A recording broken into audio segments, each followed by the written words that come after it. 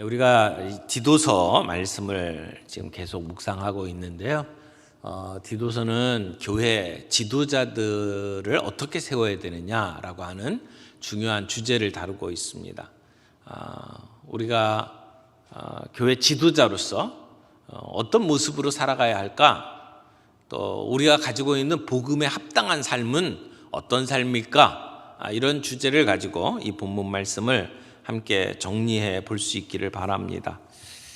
여러분, 사람을 사람 되게 만드는 것, 생명을 생명 되게 만드는 것은 무엇이라고 생각합니까? 사람을 사람 되게 만드는 것, 생명을 생명 되게 만드는 것, 사랑이라고 생각합니다. 사랑이 우리 교회의 가장 중요한 가치라고 생각을 해요. 사랑이 있으면 그 사랑은 진심으로 이어집니다. 통합니다. 근데 사랑이 충분하지 못하면 불편합니다. 어색합니다. 우리 안에 사랑이 우리를 움직이면 우리의 사역은 부드럽습니다. 근데 사랑이 빠지고 공의가 앞서고 내가 가지고 있는 판단이 앞서면 부딪힙니다. 껄끄럽습니다. 지금까지 사도 바울이 디도서에서 하나님의 공동체가 복음을 가지고 어떻게 합당하게 살아갈 거냐라고 하는 것을 이제 연령별로 쭉 소개를 했어요. 그래서 늙은 남자들은 위엄을 갖춰야 한다. 성숙해야 된다. 늙은 여자들은 거룩해야 된다. 젊은 여자들은 좋은 아내와 좋은 어머니가 되어야 한다. 또 젊은 남자들은 자신을 잘 다스려야 한다. 그리고 지도자는 모범을 보여야 된다. 이런 이야기들을 쭉 해왔어요. 그러면서 오늘 본문에서는 왜 우리가 이렇게 살아야 되는지, 우리 교회 지도자가 왜 이런 모습이 되어야 되는지 그 이유를 밝혀주는데, 여기에 나오는 정말 중요한 단어가 하나 있죠. 은혜라고 하는 단어예요. 11절 보세요. 모든 사람에게 구원을 주시는 하나님의 은혜가 나타나 우리를 양육하시되. 은혜가 나타났대요. 어떤 은혜? 모든 사람에게 구원을 주시는 하나님의 은혜. 여기 그 은혜가 나타났다라고 하는 것은 우리에게 그 은혜가 임했다라고 하는 얘기죠. 창세전에 우리를 위해서 마련해 주신 하나님의 은혜가 이제 때가 차서 예수 그리스도를 통해서 우리에게 나타났다라고 이야기를 하는 겁니다.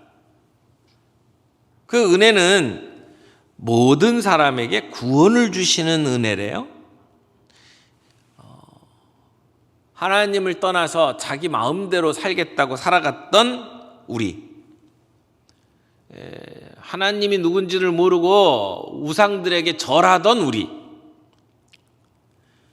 자기의 입속만 챙기고 다른 사람들을 아프게 만들었던 우리, 그런 우리를 구원하기 위해서 예수 그리스도를 이 땅에 보내주시고 하나님이신 예수 그리스도가 친히 사람의 몸을 입고 우리 가운데 오셨다. 이게 은혜라는 거예요. 내가 그 예수 그리스도를 받을 만한 자격이 있어서가 아닌데, 내가 잘못했다고 회개하고 두 손 들고 주님 앞에 나간 것도 아닌데 하나님께서 친히 우리 가운데 오셨다. 이게 은혜라는 거예요. 근데 이 은혜가 모든 사람에게, 이 모든 사람에게 임했다는 얘기는 모든 사람이 구원받는다 그런 얘기가 아니고, 모든 사람에게, 유대인이나 이방인이나 가리지 아니하고, 종이나 자유인이나 가리지 아니하고, 남자나 여자나 가리지 아니하고, 차별하지 아니하고 우리 모든 사람에게 오셨다라고 하는 얘기예요. 우리가 그런 면에 있어서는 은혜가 우리에게 오기 전까지는 우리는 다 똑같은 존재라는 거죠. 죽을 수밖에 없는 존재, 진노받아 마땅한 존재, 형편없는 존재였다. 그런데 하나님의 은혜가 우리 가운데 임해서 우리가 변한 것이다. 이렇게 이야기를 하는 겁니다. 그래서 은혜가 뭡니까? 자격 없는 자에게 주어지는 것이 은혜죠. 근데 교회는 은혜의 공동체입니다. 이 자리에서 떠나버리면 교회가 아주 이상한 집단이 돼버려요.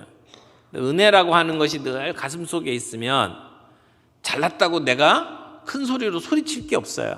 왜냐하면 내 원래 모습을 알잖아요.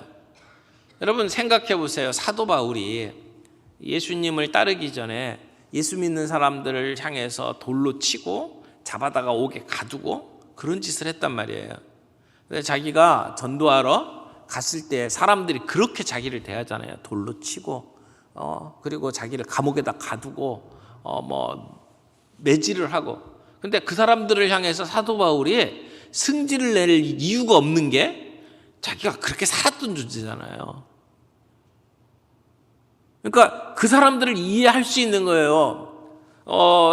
하나님을 향한 열심이 있다고 하지만 그 열심이 저렇게 잘못된 짓을 할 수 있다고 생각을 하는 거예요. 우리가 그런 자기의 옛날을 생각을 한다면 다른 사람을 향해서 승질낼 이유가 없어요. 교회는 은혜의 공동체라고 하는 것이죠. 잘 하겠다고 하면서도 우리는 잘 못하는 경우가 참 많습니다.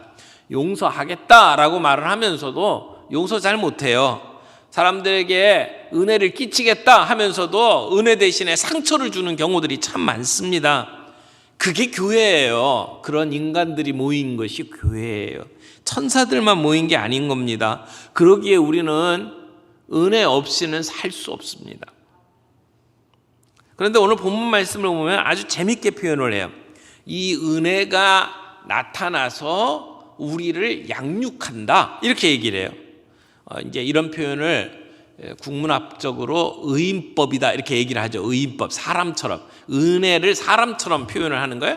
은혜가 나타났어요. 그리고 은혜가 우리를 양육한다. 이렇게 이야기를 하는 거죠. 여기 양육한다라고 하는 말은 때로는 징계한다, 훈련한다, 이런 의미로 사용되는 말이에요.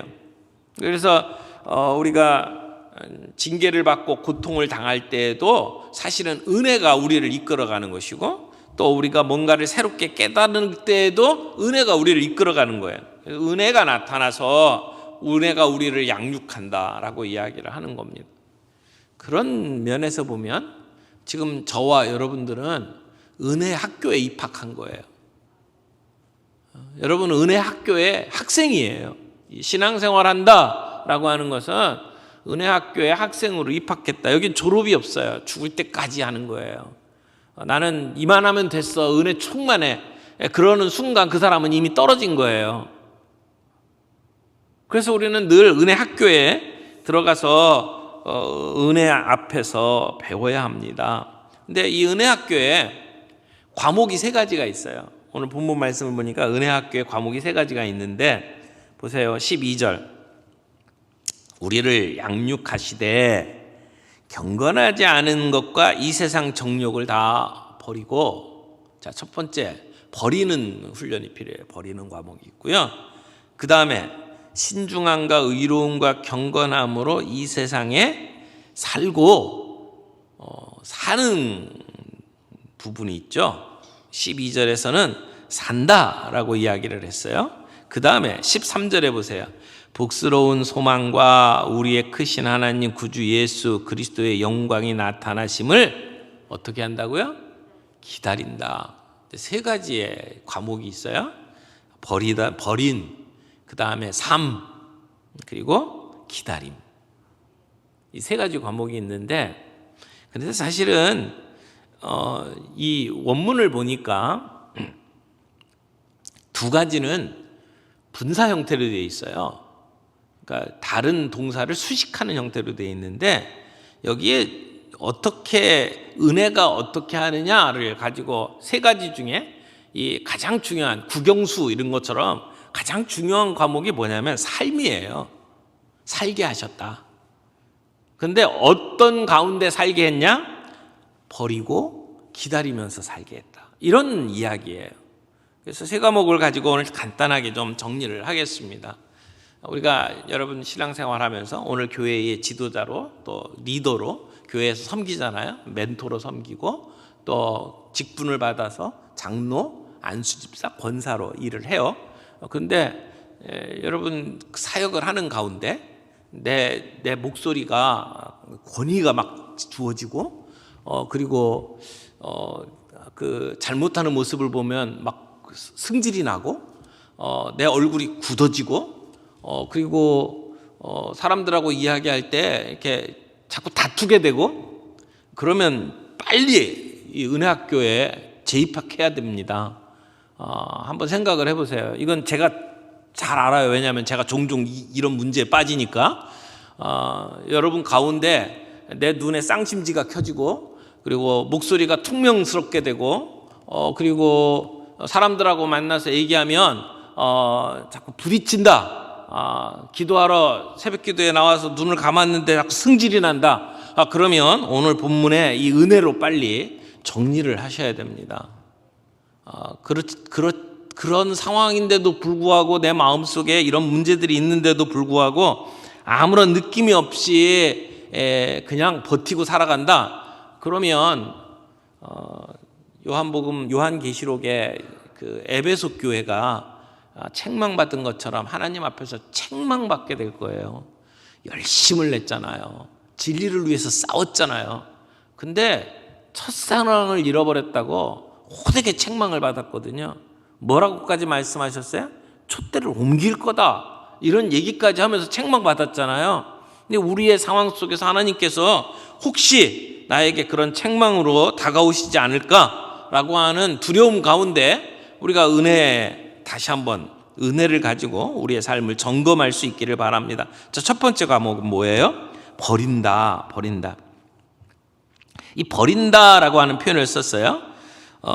경건하지 않은 것과 이 세상의 정욕을 다 버리라고 그랬어요. 우리를 양육하시는데 은혜가 우리를 양육하는데 은혜가 우리 가운데 임하면 버리게 된다는 거예요. 뭘 버려요? 경건하지 않은 것, 세상의 정욕을 다 버린다. 근데 여기 다 버린다라고 하는 말의 의미를 이렇게 살펴보니까 이런 의미가 있더라고요. no라고 말하는 것. 우리가 추천했던 도서 중에 no라고 말할 줄 아는 그리스도인 이런 표현이 있었는데요.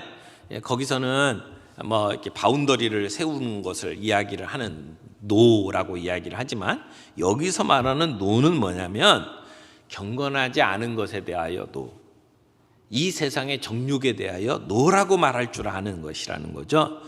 은혜가 우리 가운데 임하면 그 은혜가 경건하지 않은 것, 이 세상의 정욕들에 대해서 아니요라고 말할 수 있게 된다라고 하는 거예요.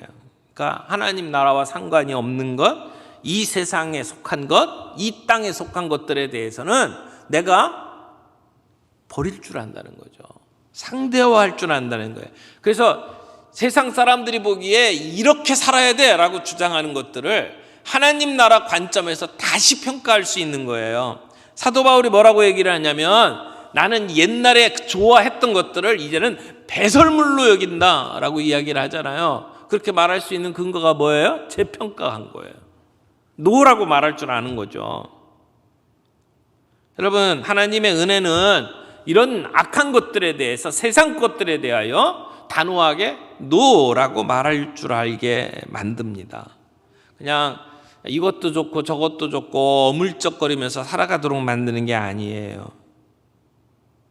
하나님의 뜻에 거스리는 것에 대해서는 아니요라고 말할 줄 아는 것, 또 나 자신을 드러내고 싶은 그러한 욕구에 대해서는 아니요라고 말할 줄 아는 것, 이것이 은혜가 우리를 이끌어가는 방법이죠. 또 하나, 은혜는 우리로 뭐하게 만든다고요? 살게 만든다고요. 근데 버리는 것과 살아가는 것은 이게 양면이라고 생각해요. 동전의 양면과 같아요. 아브라함이 본토 친척 아비집을 떠났다라고 하는 것하고 가나안을 향해서 나아간다라고 하는 것 같은 거잖아요. 우리가 그리스도인으로서 살아가는 것. 그런데 어떻게 살아가느냐? 본문에 뭐라고 이야기를 합니까? 본문에 보니까 신중함과 의로움과 경건함으로 이 세상에 살고 이렇게 돼 있어요. 산대요. 근데 어떻게 살아요? 신중함과 의로움과 경건함으로 사는 거래요. 신중한다라고 하는 것은 침착한 걸 얘기한 거예요. 분별 있는 거, 사리 분별할 줄 아는 것, 신중함. 의로움은 올곧은 것. 경건함, 믿음이 깊고 독실한 것을 이야기를 하죠. 자, 세 가지 신중함이라고 하는 것은 자기 자신에 관한 것이라고 본다면, 의로움은 이웃을 향해서 공평하게 의롭게 이를 이야기하는 거고요. 경건함은 하나님을 향한 태도를 이야기하는 거예요. 그러니까 이 세상을 살아갈 때에 나 자신에 대해서 엄격하고, 그리고 다른 사람들에게 공평하고 하나님께 경건하게 살아가는 것, 이것이 삶에 관한 부분이에요. 우리가 이 세상 속에 살아요. 그러나 세상에 속해서 사는 건 아니에요. 우리는 하나님의 백성으로 이 땅에 살아갑니다. 그래서 이 세상의 가치관을 가지고 살아가는 것이 아니라 하나님 나라의 가치관을 가지고 살아가는 것이 필요하다는 것이죠. 그래서 우리 성도들에게는 하나님 나라의 백성으로 살아가는 우리의 삶 가운데 가장 위험한 것이 교만이라고 생각을 합니다. 교만. 내가 결정한 것이 옳다. 내가 갖고 있는 것이 옳다라고 하는 그 생각에 빠져 있으면 사람은 교만할 수밖에 없어요. 다른 사람을 나보다 낮게 여기라 라고 하는 빌립보서의 말씀대로 살 수가 없어요. 내가 기준이 되니까. 여러분, 우리는 늘 오판하잖아요. 실수하잖아요. 완벽한 사람이 아니잖아요. 그런데도 내가 생각하는 것 많이 옳다고 말할 수는 없잖아요. 우리가 경건하지 않은 것에서 경건한 삶으로, 그리고 내 중심적인 삶에서 절제하는 삶으로, 세상의 방식에서 하나님의 방식으로 우리가 살아갈 수 있도록 은혜가 우리를 붙잡아 준다는 거죠. 그래서 이 하나님의 은혜가 우리 가운데 임하면 우리의 존재가 바뀌고 내 신분이 바뀌어요. 동시에 내 살아가는 삶의 태도가 바뀌어야 돼요.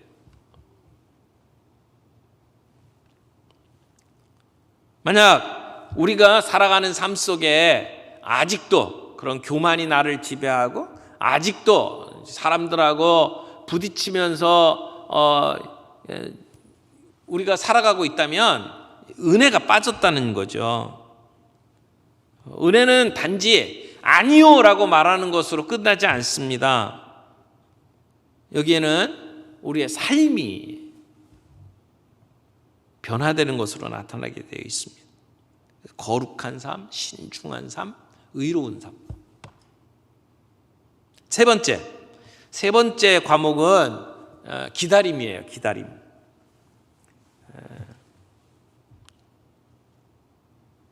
우리가 사는데 어떻게 사느냐? 기다림 가운데 산다. 이렇게 이야기를 하는 거죠. 기다림 가운데 사는 것. 오늘 우리의 신앙을 붙들어 주는 것은 내 삶의 잘못된 것들을 버리는 것과 앞으로 다가올 그 주님의 그 은혜를 사모하면서 기다리면서 살아가는 것. 이 두 가지가 함께 연결되어 있는 것을 보게 됩니다. 그래서 그 소망을 복스러운 소망이다 이렇게 표현을 하는 거죠. 우리가 살아가는 삶에 이 행복이라고 하는 것은 이게 최고점에 와 있는 게 아니에요. 앞으로도 우리에게는 더 행복한 것이 남아 있어요. 제가 결혼식 주례할 때 종종 그런 얘기를 하는데, 오늘 결혼식에 참여한 신랑 신부가 인생의 사랑과 행복의 절정에 지금 다다른 것이 되면 절대 안 된다. 지금이 출발점이다. 둘이 같이 살면서 더 행복한 것, 더 기쁜 것들이 있어야지 그냥 사랑하고 어쩔 수 없어갖고 여기서 그냥 좋아하고 행복한 건데 그게 여기서 딱 정점이다. 그러면 불행한 거죠. 그 다음 삶은. 근데 우리는 아직도 주님 앞에서 누릴 행복이 있어요. 더 큰 행복이 있어요. 그걸 바라보면서 살아가는 소망이 오늘 우리로 하여금 살아가게 만든다는 거죠. 우리는 주님의 두 가지 나타나심 속에 살아갑니다. 첫 번째 나타남, 이걸 초림이라고 그러죠. 초림. 예수님께서 이 땅에 오신 것, 그것을 우리는 성탄절이라고 표현을 하는 거예요. 크리스마스. 주님이 이 땅에 오신 그것은 성육신이죠. 그것은 하나님의 영광을 나타내는 초림입니다. 그런데 주님이 다시 오시잖아요. 우리 재림이라고 이야기하죠.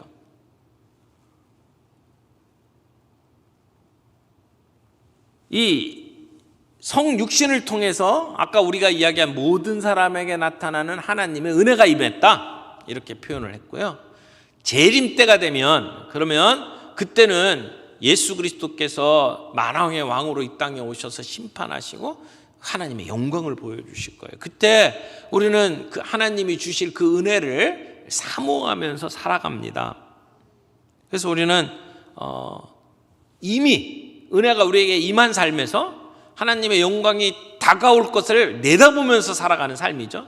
그래서 아직 그것이 최고의 영광이 우리에게 오지는 않았어요. 그래서 이미와 아직 사이에 오늘 우리들이 살아간다, 이렇게 이야기를 하는 겁니다. 여러분, 오늘 여러분 속에 은혜가 있습니까? 자격이 없는데도 우리에게 이렇게 찾아오신 예수 그리스도의 은혜가 우리 가운데 있나요? 그래서 우리의 마음속에 내가 구원받고 하나님의 백성으로 살아가는 것이 감사함으로 나타나고 있나요? 요즘에 감사 노트 쓰세요? 제가 매일 저녁에 집에 가서 이렇게 감사 노트 쓰는데 신기하게 하루가 생각이 안 나요. 내가 오늘 뭐 했더라? 그래가지고는 한참을 생각을 해야 오늘 뭘 했는데 이게 감사하구나, 이렇게 감사들을 다시 한번 되새겨보는 시간들을 갖는데요. 어저께 것도 아니고 오늘 일인데도 오늘 누구를 만났고 무슨 일이 있었는지를 이렇게 생각을 안 하면 감사할 제목이 없더라고요. 여러분, 이 감사 노트 쓰는 거 좀 한번 좀 귀찮게 여기지 마시고 한번 해보세요. 계속 하루의 삶을 돌이켜보면서 하나님이 내게 베푸신 은혜들을 하나하나 감사할 조건들이 많아지면 많아질수록 우리의 삶은 더 풍성해질 겁니다. 거기에 은혜가 입해요. 한번 점검해 보세요. 아까 말씀드린 대로 내가 지금 은혜 학교에 입학해서 어떤 교육을 받고 있는지를 한번 생각을 해보세요. 정말 하나님의 은혜가 내게 충만하게 임해서 내가 버릴 것들 버리고 아니요 노라고 말할 것 노하고, 그러면서 하나님이 주실 그 은혜 영광을 내다보면서 소망 가운데 오늘 살아가고 있는지, 오늘 이렇게 기도했으면 좋겠어요. 하나님, 우리가 은혜에 서 있게 해주옵소서. 오늘 은혜가 우리를 지배하게 해주옵소서. 내가 오늘 은혜 학교에 입학해서 은혜로 양육받게 해주옵소서. 내게 부족한 것이 무엇입니까? 내 삶 속에 내가 기쁨이 충만하지 못하고 내가 감사가 넘쳐나지 못하고 살아가고 있다면 내게 이 은혜 학교에서 문제가 무엇인지 점검하게 하시고 아니라고 할 것에 대해서는 분명히 아니라고 말하고 주님이 주실 그 영광을 내다보며 소망 가운데 기다리면서 조급해하지 아니하고 오늘 이 땅에서의 우리의 삶이 신중하고 의롭고 그리고 경건하게 살아가는 삶인지 한번 점검해 볼 수 있는 우리 시간들이 되기를 원하고, 하나님 우리에게 은혜가 나를 다스리게 해 주옵소서. 하나님, 교만이 나를 다스리거나 나를 드러내고 사람들에게 증명해 보이는 삶이 아니라 은혜 가운데 기다리면서 사랑으로 우리의 삶이 이루어져 갈 수 있도록 오늘도 우리를 붙잡아 주옵소서. 그래서 내 안에 기쁨이 넘쳐나게 하옵소서. 주님, 내 안에 하나님께 감사가 넘쳐나는 그러한 삶이 될 수 있도록 나를 붙잡아 주옵소서. 그렇게 기도하며 이 시간 함께 나아가기를 원합니다.